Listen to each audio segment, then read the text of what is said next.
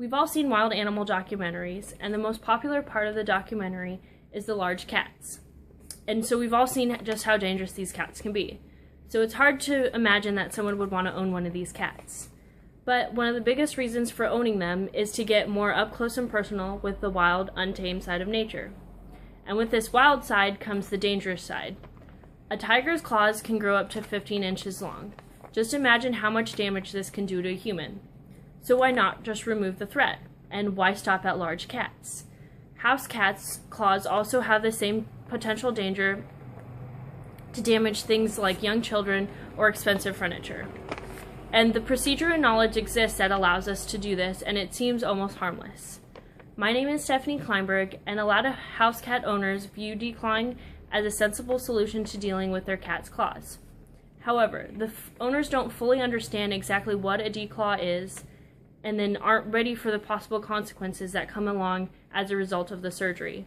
And then they don't fully consider all the alternatives to a declaw that they could have chosen. So to fully understand just how dangerous the surgery is, you should know what it is. There are two types of declaws, the onchectomy and the tendinectomy. The most common is the onchectomy, and it's a surgical excision of the fingernail or toenail.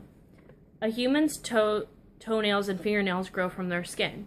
A cat's grow from their bone. So to fully prevent the nail from growing back, the vet must fully remove the bone from which the nail grows from.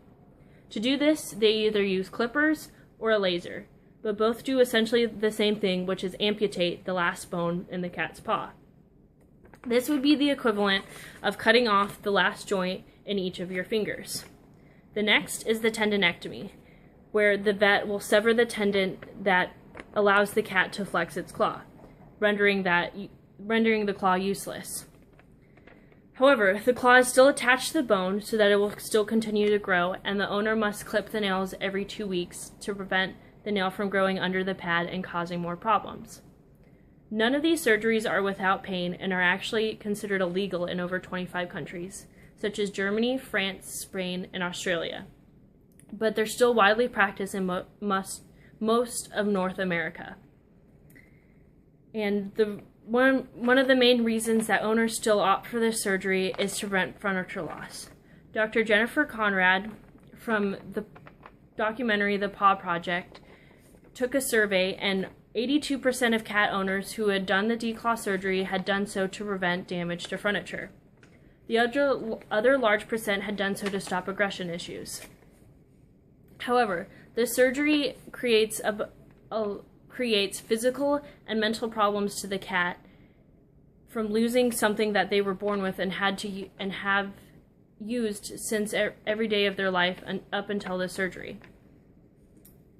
The AVMA, the American Medical Veterinary Association, said that there was no scientific evidence linking abnormal behavior to a decline. However, on the pawproject.org, there's a long list of case studies that show just how wrong this is. The JAVMA did a study in 2001 that showed 33% of cats showed at least one abnormality or change in behavior as a result of the declaw surgery. That 17.9% of them were more likely to bite, and 15.4% of them were more likely to not use their litter box. As a result, from removing their primary defense, which is scratching, you're replacing that for biting. So owners who have done it for aggression issues are just replacing scratching with biting. And then the litter box issues stem from having their toe removed, meaning they're more susceptible to pain in the litter box and won't use it, creating more furniture damage. The possible alternatives to declaw don't have any of these side effects and can be cheaper than doing the surgery. One of them is nail clipping, which you're going to have to do anyways if you opt for the tendinectomy. To clip your cat's nails, all you have to do is push on the pad of their foot and the nail will come out. And you just want to make sure that you cut below the quick, which is a bundle of nerves and blood vessels in the nail. Another method is soft paws. They're vinyl coverings that you can slip above the nails on the cat, and they're non-toxic and last for up to 6 weeks, and this prevents the cat from being able to scratch anything. A lot of owners will make a bigger deal out of their cat's claws than necessary, and they don't fully realize the other methods that are used to deal with their cat scratching. Oftentimes they'll choose furniture over the cat that they've become responsible for. The thing is that there's a lot of healthier alternatives to a declawing, and they're not as expensive to the surgery.